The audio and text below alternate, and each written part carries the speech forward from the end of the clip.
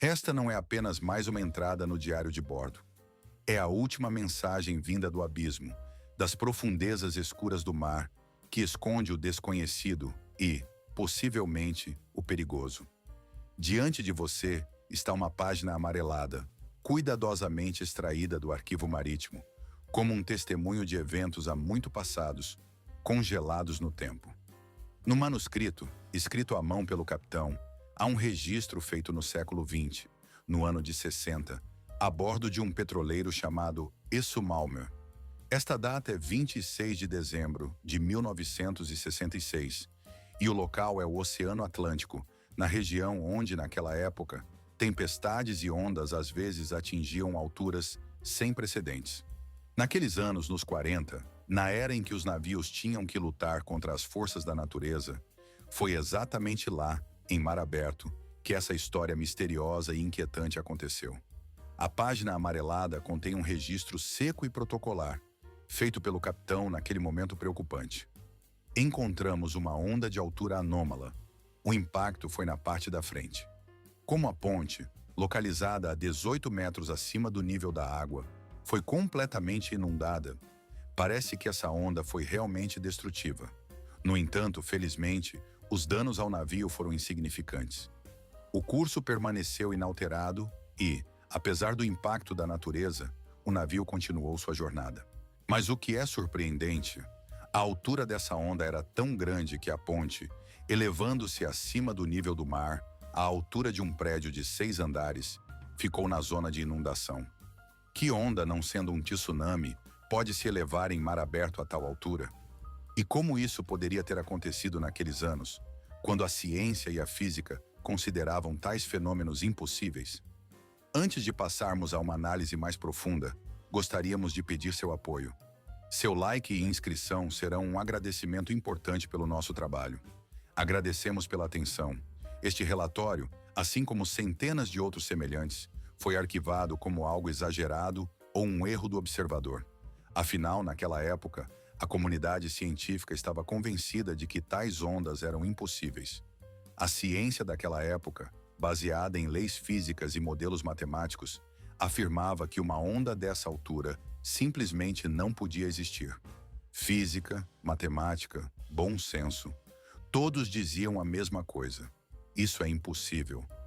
Mas e se tudo isso fosse mentira? E se a verdade estivesse escondida nas profundezas do oceano, além do nosso conhecimento, e fosse lá que algo se escondesse, algo que não se encaixa nas fórmulas habituais e dogmas científicos? E se no oceano existir algo antigo, primitivo, monstruoso e absolutamente real, capaz de criar ondas de altura incrível? E se esses fenômenos não forem apenas cataclismos naturais aleatórios, mas uma manifestação de forças que nem suspeitávamos? Esta questão não é sobre o que exatamente aconteceu, mas sobre por que a humanidade se recusou por tanto tempo a acreditar nas testemunhas, nos que presenciaram esses eventos. Por que a ciência, com todo o seu conhecimento e métodos, ignorou os testemunhos dos marinheiros que se depararam com fenômenos naturais desconhecidos? A resposta a essa pergunta está escondida nas profundezas do oceano, entre os destroços de uma embarcação que, em seu tempo, era considerada praticamente insubmergível. Este foi o navio que partiu em sua última viagem, sem suspeitar que encontraria algo impossível. Tudo aconteceu no dia 28 de dezembro de 1978, no porto de Bremerhaven, na Alemanha. Lá na fria névoa de dezembro, o ar estava saturado com o cheiro de combustível diesel e água salgada do mar. No cais estava orgulhosamente o navio, símbolo da frota mercante alemã, o porta-contêineres München. Não era apenas um navio, mas uma verdadeira fortaleza marítima, uma maravilha da engenharia do final do século. Ele se dirigia ao porto da cidade de Savannah, localizada no estado da Geórgia, no sul dos Estados Unidos da América. Toda a tripulação e todos a bordo estavam confiantes de que, em 11 dias, o navio chegaria ao seu destino final e que não haveria obstáculos no caminho. Eles estavam convencidos disso porque tudo tinha sido planejado e preparado para o sucesso da viagem. No entanto, como se revelou posteriormente, essa confiança era ilusória e tudo estava longe de ser como se esperava. O München, como era chamado o navio, nunca mais entraria em nenhum porto, em nenhuma baía, em nenhum ancoradouro do mundo. Ele partiu para o oceano aberto e quase imediatamente encontrou uma tempestade incomum. Mas essa tempestade não era simples. Era algo muito mais poderoso e perigoso do que as tempestades marítimas comuns. Em novembro, sobre o Atlântico Norte, rugia um ciclone que poderia ser chamado de épico, pois sua força superava todas as tempestades registradas anteriormente. O vento atingiu velocidades de furacão e as ondas se erguiam até 15 metros de altura, o que, nos padrões marítimos, é um verdadeiro teste para qualquer embarcação. Para a maioria dos navios, tais condições significariam perigo iminente e risco de perder o controle. Mas o München foi especialmente projetado para essas situações extremas. Seu casco e sistemas foram calculados para suportar as tempestades mais fortes. Ele mantinha o curso com confiança, cortando as ondas gigantes como uma faca na manteiga, continuando seu caminho através do oceano tempestuoso.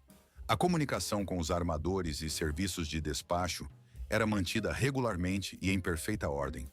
Tudo funcionava como deveria. Assim pensavam todos ao redor. Mas tudo mudou às 3 horas da manhã do dia 12 de dezembro. No ar, surgiu inesperadamente um fraco e intermitente sinal de socorro. SOS, transmitido em código Morse. Este sinal foi captado pelo navio grego Marion, que estava nas proximidades e ouviu acidentalmente o chamado de socorro.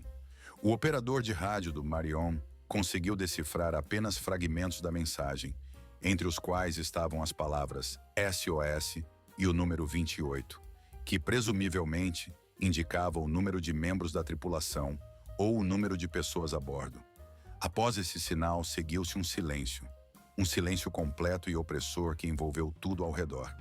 O navio gigante, equipado com vários sistemas de comunicação independentes, desapareceu repentinamente do ar, como se alguém o tivesse apagado dos radares e frequências de rádio.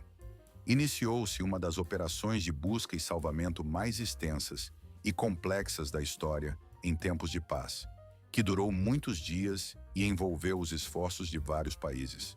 A Guarda Costeira dos Estados Unidos, Reino Unido, Alemanha e outros países mobilizaram todos os seus recursos. Aviões foram lançados ao céu e centenas de embarcações partiram ao mar. Mais de 100 navios diferentes e 16 aeronaves vasculharam, por turnos, enormes quadrados do Atlântico gelado e agitado. Sua tarefa parecia quase impossível: encontrar qualquer vestígio do navio desaparecido, sua tripulação ou ao menos destroços. Mas apesar de todos os esforços, as buscas resultaram apenas em um vazio desesperador. O tempo passava, a esperança de resgate se esvaía a cada hora, e por fim, com um sentimento de desespero, a maioria dos especialistas e socorristas admitiu que as chances de encontrar sobreviventes eram praticamente inexistentes.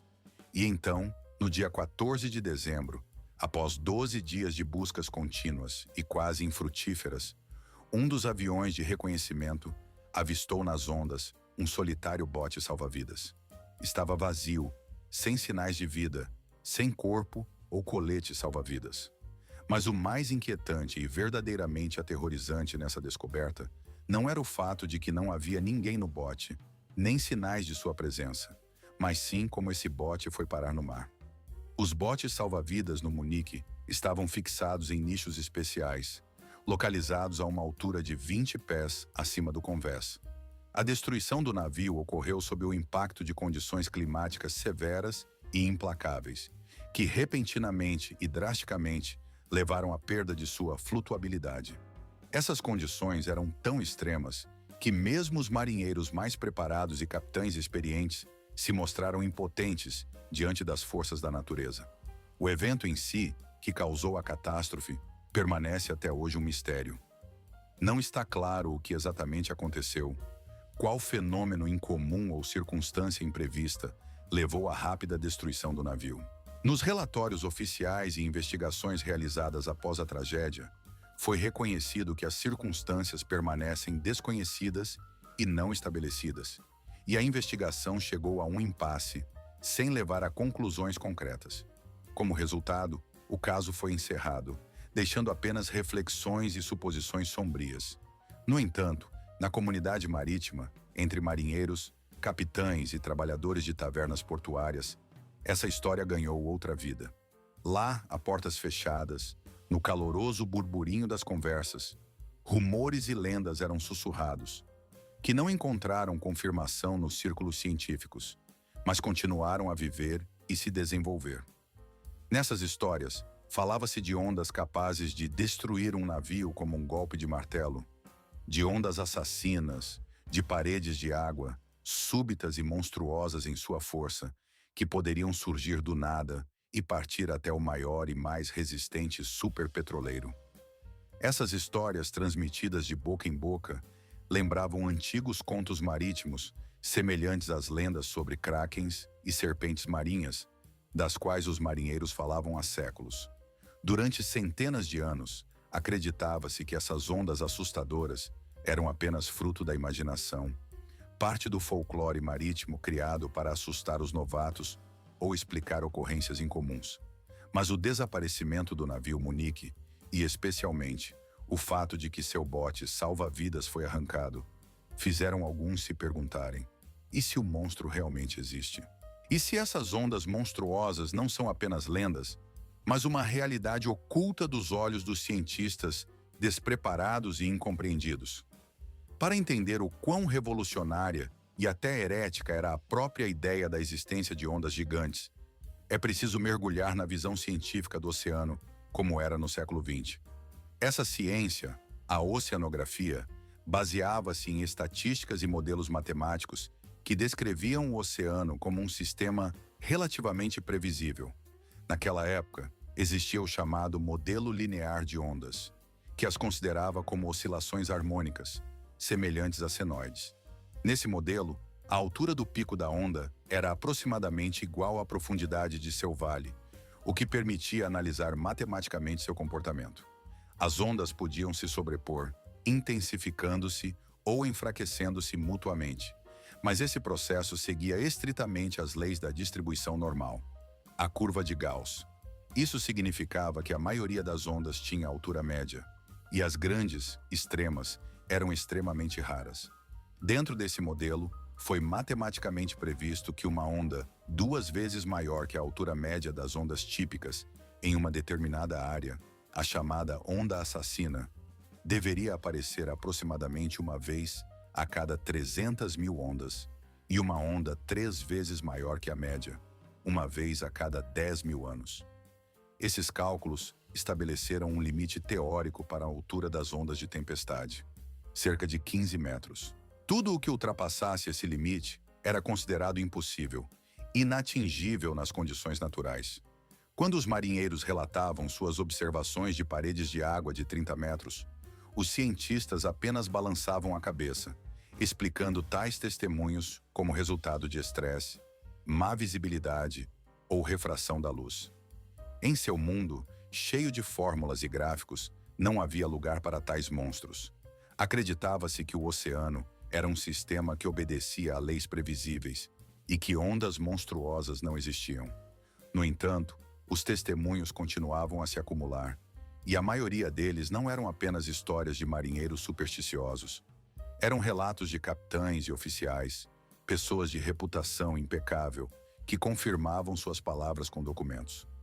Em 1930, no distante ano 70 do século passado, no 25º ano, nos Grandes Lagos, ocorreu um evento que deixou uma marca permanente na história das anomalias naturais e dos mistérios da ciência mundial. No Lago Superior, um dos maiores e mais enigmáticos corpos d'água da América do Norte, durante uma poderosa tempestade, desapareceu sem deixar vestígios um navio, um cargueiro chamado S. Edward Fitzgerald. Naquele momento, havia uma tripulação completa a bordo, e a última mensagem do capitão foi: "Estamos aguentando." Após essas palavras, seguiu-se um silêncio absoluto, como se a própria natureza estivesse em suspenso, aguardando o próximo evento. Posteriormente, surgiu a teoria de que a embarcação foi atingida por ondas misteriosas e sobrenaturais, conhecidas como Três Irmãs. uma série de 3 ondas anormalmente altas e poderosas, características dos grandes lagos. Cada aparição dessas ondas se tornava um verdadeiro enigma para a comunidade científica, pois não se encaixava nas explicações existentes. A ciência oficial tentou encontrar uma explicação para esses fenômenos em oscilações ressonantes, interações com correntes, mudanças de pressão ou outros fatores naturais, mas nenhuma dessas explicações conseguia justificar completamente o desaparecimento repentino da embarcação. Era evidente apenas uma coisa: havia uma profunda discrepância com os modelos aceitos, que consideravam o oceano e os grandes lagos como sistemas lineares. No entanto, como mostraram eventos subsequentes, era possível uma outra visão, mais complexa. Logo após o desaparecimento do Fitzgerald, ocorreu um evento ainda mais preocupante: o desaparecimento de uma embarcação moderna chamada Munique, em 1978. Este caso foi a gota d'água para os cientistas, que cada vez mais duvidavam das teorias existentes. A embarcação era nova e possuía a mais alta tecnologia, e o dispositivo de resgate perdido, sobre o qual não havia explicações claras, tornou-se mais uma prova de que algo na natureza estava além das concepções habituais. O alvoroço nos círculos científicos foi grande, pois o dano era grande demais para ser ignorado. E foi nesse momento, quando todos começaram a se questionar sobre as possíveis causas de tais desaparecimentos misteriosos, que surgiram ideias que inicialmente pareciam incríveis. Alguns jovens pesquisadores oceanógrafos, cheios de coragem e desejo de entender a verdade, começaram a fazer perguntas incômodas. Eles sugeriram que o oceano não é apenas um ambiente linear, previsível e tranquilo, mas um sistema não linear complexo, onde eventos extremos, antes considerados impossíveis, podem ocorrer. De acordo com sua hipótese, em tais sistemas, como se sabe da física, são possíveis explosões catastróficas de energia quando as ondas não apenas se somam, mas interagem de tal forma que começam a roubar energia umas das outras. Como resultado dessa interação, uma quantidade colossal de energia se concentra em um único surto monstruoso, capaz de destruir tudo ao redor. Essa ideia provocou uma tempestade de críticas e resistência, pois exigia uma revisão de toda a base de conhecimento sobre o oceano. No entanto, para confirmar a teoria, eram necessárias provas irrefutáveis.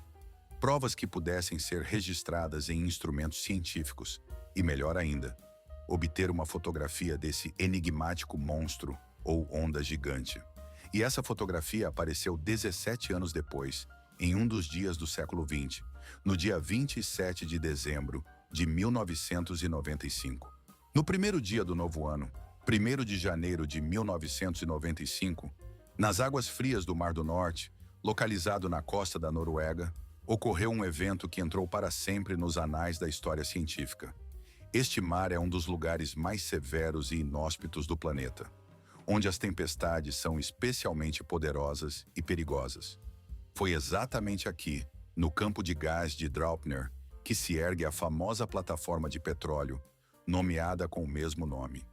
Esta enorme estrutura cravada no fundo do mar foi projetada para sobreviver nas condições mais adversas, com ventos que ultrapassam 100 km por hora e ondas que atingem. Foi o tão esperado e ansiosamente aguardado revólver fumegante, que todos que se interessavam pelos mistérios do mar falavam. Não se podia mais esconder atrás de exageros de marinheiros, suas lendas ou modelos desatualizados criados para justificar a imprevisibilidade do oceano. Chegou a hora de reconhecer a verdade. A onda, que mais tarde foi chamada de Draupner, tornou-se o primeiro caso registrado instrumentalmente na história do surgimento das chamadas ondas assassinas. Este precedente confirmou que tais ondas aterrorizantes realmente existem e que podem surgir mesmo em áreas distantes de correntes poderosas e fluxos marítimos perigosos, em águas profundas, onde processos internos no próprio campo de ondas podem criar fenômenos destrutivos. Esta descoberta tornou-se um verdadeiro ponto de virada no estudo do oceano. Um momento decisivo que forçou físicos e oceanógrafos a revisar completamente suas visões e abordagens para entender as ondas do mar.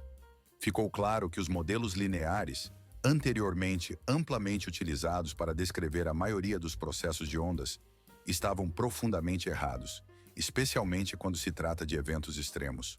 Toda a comunidade científica começou a buscar freneticamente novos modelos mais precisos, capazes de explicar o fenômeno de ondas tão destrutivas. Os pesquisadores recorreram a equações anteriormente aplicadas em áreas como mecânica quântica e óptica, por exemplo, a equação de Schrödinger não linear. No decorrer do trabalho, os cientistas descobriram um efeito surpreendente e muito importante, que recebeu o nome de instabilidade modulacional, ou como também é chamada, instabilidade de Benjamin-Fire. Em palavras simples, é um processo em que um fluxo uniforme de ondas de repente começa a se decompor em partes separadas, e a energia transferida das ondas vizinhas se concentra em uma onda central, que, crescendo rapidamente e se tornando cada vez mais poderosa, transforma-se em um gorila curto, mas incrivelmente alto e destrutivo. Um monstro das profundezas do mar. Pode-se imaginar como, em uma multidão de pessoas andando em sincronia, de repente uma pessoa começa a pular cada vez mais alto, absorvendo a energia dos que estão ao redor e se tornando o centro das atenções, uma fonte de caos e destruição. Foi precisamente essa onda, chamada Draupner, que abriu a caixa de Pandora para a pesquisa científica. Os cientistas começaram a reexaminar dados antigos, coletados de boias e satélites, e descobriram vestígios de ondas assassinas semelhantes em todo o oceano. A Agência Espacial Europeia lançou um projeto em grande escala chamado MaxWave, cujo objetivo era estudar imagens de satélite do oceano por um período de 3 semanas. Como resultado da análise, foram identificadas mais de 10 ondas com mais de 25 metros de altura, o que excede significativamente as normas e padrões. Tornou-se evidente que tais eventos ocorrem com muito mais frequência do que se pensava anteriormente, e em todo o planeta. Uma vez a cada 10.000 anos, para ser mais preciso. Eles não são raros, mas um fenômeno constante que se manifesta em todos os oceanos do mundo. O surgimento dessa nova e assustadora visão do mundo despertou um interesse sem precedentes e, ao mesmo tempo, preocupação entre especialistas e pesquisadores. Muitos mistérios que permaneceram sem explicação por muito tempo começaram a encontrar suas respostas. Um exemplo particularmente notável foi o mistério do desastre do MS München. Com o novo conhecimento sobre a física não linear das ondas e os vestígios de sua ocorrência, investigadores e especialistas marítimos puderam olhar para a tragédia de uma perspectiva completamente diferente. E, de repente, todas as peças do quebra-cabeça se encaixaram. Vamos relembrar as pistas principais. Primeiro, o desaparecimento súbito e completo da comunicação com o navio. Segundo, a ausência de quaisquer mensagens razoáveis ou lógicas sobre a natureza do desastre.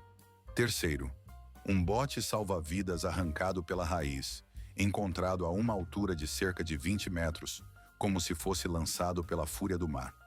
Quarto, a quantidade relativamente pequena de destroços encontrados, o que contradizia a teoria clássica de uma colisão com uma grande onda.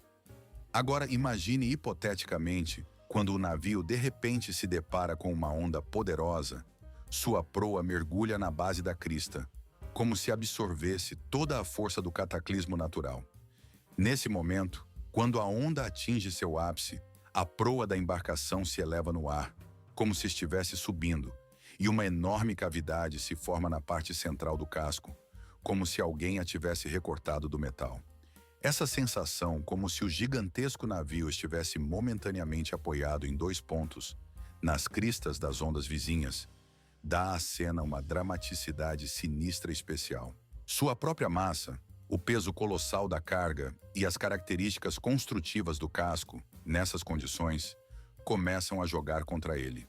O metal projetado para certas cargas não suporta tal força e se dobra sob pressão.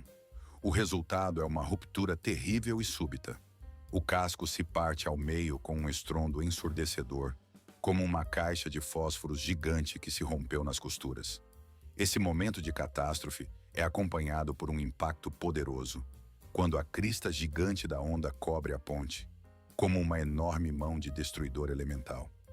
A onda de choque, sacudindo tudo ao redor, quebra as janelas dos sistemas de navegação e comunicação, destrói instrumentos sensíveis e, muito provavelmente, tira instantaneamente a vida de todos que estavam de serviço.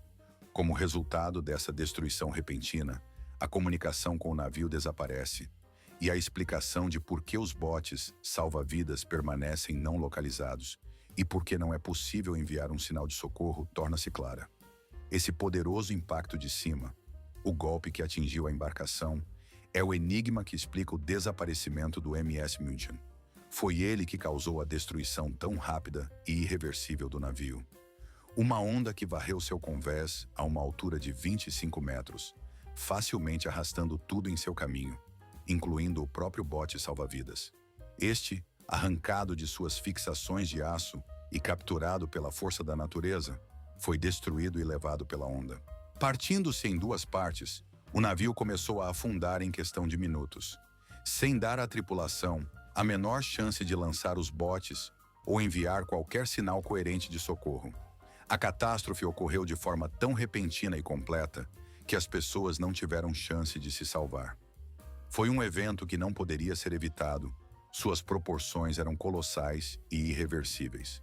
Hoje, mais de 20 anos depois, essa versão, que até recentemente pareceria fantástica e distante da realidade, tornou-se reconhecida e a mais lógica nos círculos científicos.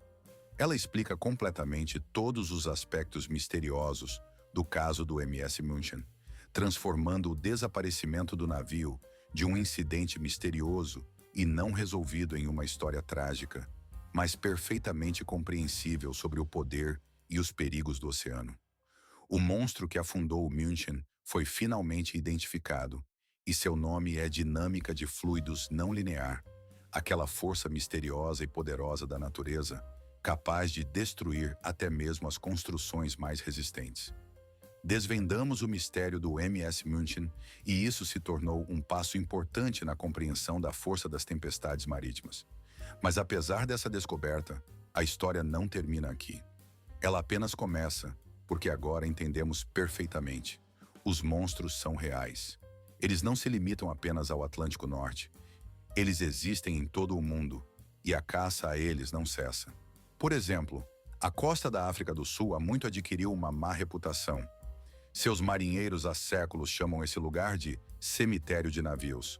Aqui encontram-se as águas de dois enormes oceanos, o Atlântico e o Índico, e a poderosa corrente de agulhas, que flui contra os ventos predominantes do oeste, cria condições especiais para o surgimento de ondas perigosas. Essas ondas, semelhantes a assassinas, podem de repente abrir o oceano e engolir um navio inteiro.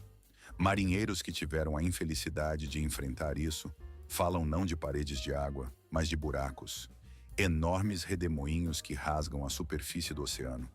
De repente, diante do navio, abre-se uma depressão gigante e atrás dela, ainda maior. Felizmente, tragédias e perdas humanas foram evitadas, e isso se tornou uma verdadeira salvação para aqueles que estavam no epicentro desse incidente natural. No entanto, esse caso demonstrou claramente o quanto mesmo os navios mais modernos e tecnologicamente avançados, construídos de acordo com os mais recentes padrões de segurança, são vulneráveis. Ele nos lembrou que até mesmo esses monstros dos mares, aparentemente invencíveis em seu poder, não estão imunes a manifestações inesperadas e às vezes inexplicáveis da força da natureza.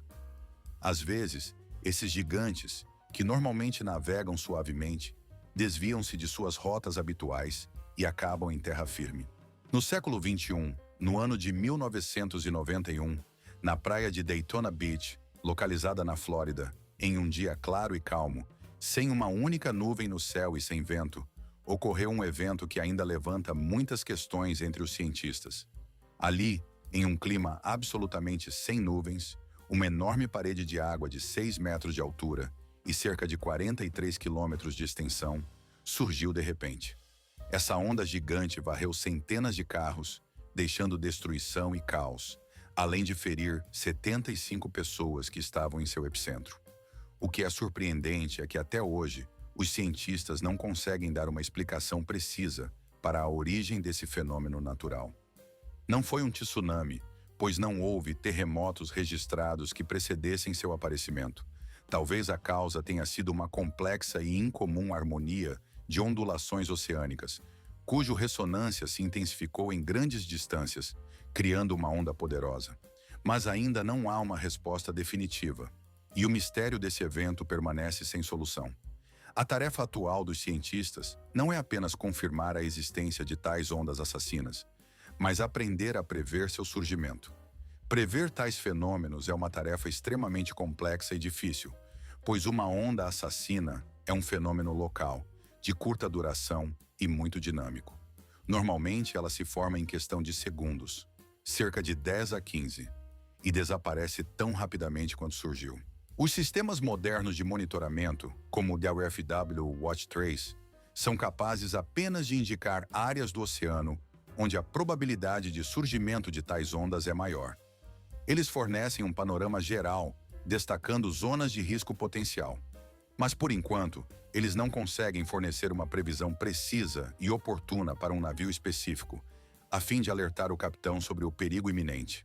Estão em desenvolvimento novas tecnologias de radar que poderiam escanear a superfície do oceano ao redor do navio e, analisando o campo de ondas, prever o surgimento dos monstros alguns minutos antes de sua ocorrência. Esse tempo seria suficiente para o capitão. Ele poderia alterar o curso, reduzir a velocidade ou tomar outras medidas para enfrentar a onda de frente, o que aumentaria significativamente as chances de sobrevivência da tripulação e do navio.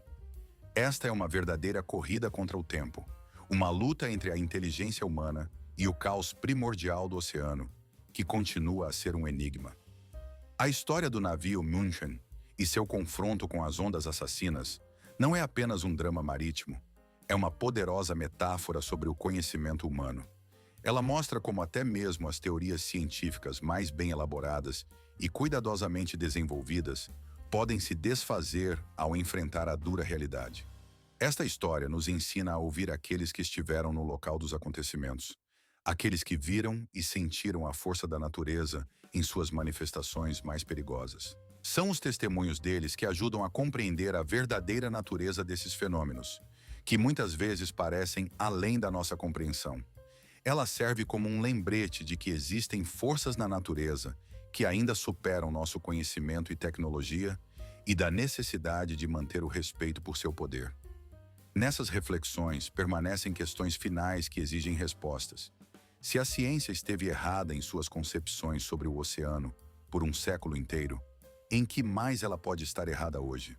Que mistérios das profundezas marinhas, que consideramos mitos ou invenções, podem na realidade ser mais cruéis e assustadores do que imaginamos?